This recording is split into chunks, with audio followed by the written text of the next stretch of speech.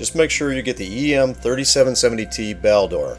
Look at the efficiency, 91.7 out of the box. We're going to bump it up about 3%. There's the motor. First, take the screws off the fan and pry off that fan with a screwdriver because you're not going to need it. It runs cold. There it is without it.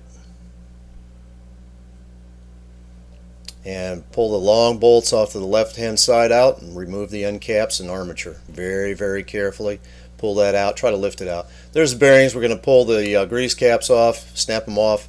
That's what it looks like going from the inside of the shaft. Use a small screwdriver, pop it off, spray it with carburetor choke cleaner, or soak it in some automatic transmission fluid. Get all that grease out. You're going to re-lubricate it with a high precision oil. There it is, it's clean. Put it back in, lift it in, don't drag it in. Make sure you don't touch these windings. You don't want to drag it across the windings.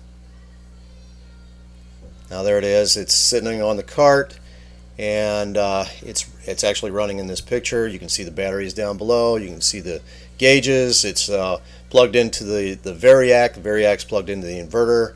There's the capacitors that I've tested on the table, fans off of it. We'll go into more detail on that in just a second.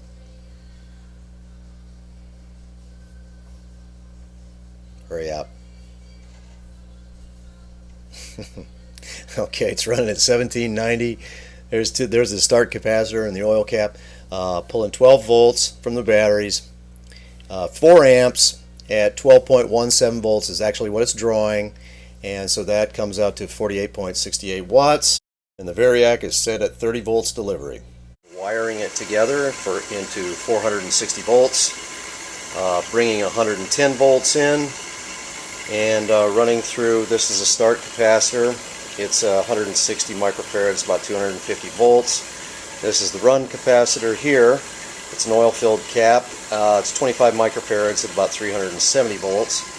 I've got some others up here that I'm going to try. The start capacitor I'm using right now is in between these two, so it works pretty good, but I'll try the small one. This is its maiden voyage, so I'm just going to show that. That's just the top of that goes on right there. And anyway, these are the smaller run caps, and right now I'm using one that's probably in between these two, a value somewhere in there. So the idea is to go with the smallest one you can, run your load, and just take advantage of the horsepower. Okay, I need to do this test one more time. I've got the rotoverter running. I've got a bridge rectifier inside the box now, so the two little lines coming out right here are now just rectified DC power, positive and negative. And I've got this meter connected to the battery, which is 11 volts right now, 11.03, pretty low. And we're drawing 160 watts of mains power to run the rotoverter. Okay, so again, we're going to connect the battery and see what happens to the wattage on the input side. Okay, and it was around 160, and now it's 91.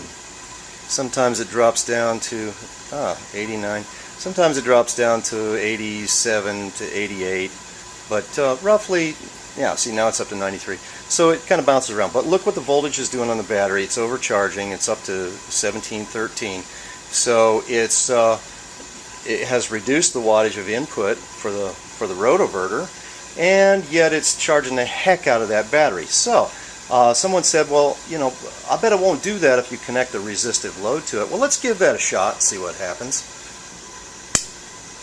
Sparks. So here we go. Here's a I just connected this here. Here's a 60 watt bulb here.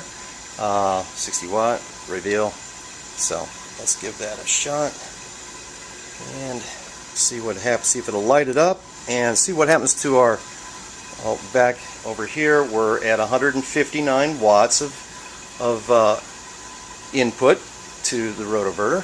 So let's just keep this in view for you here, and let's see what happens when we connect that.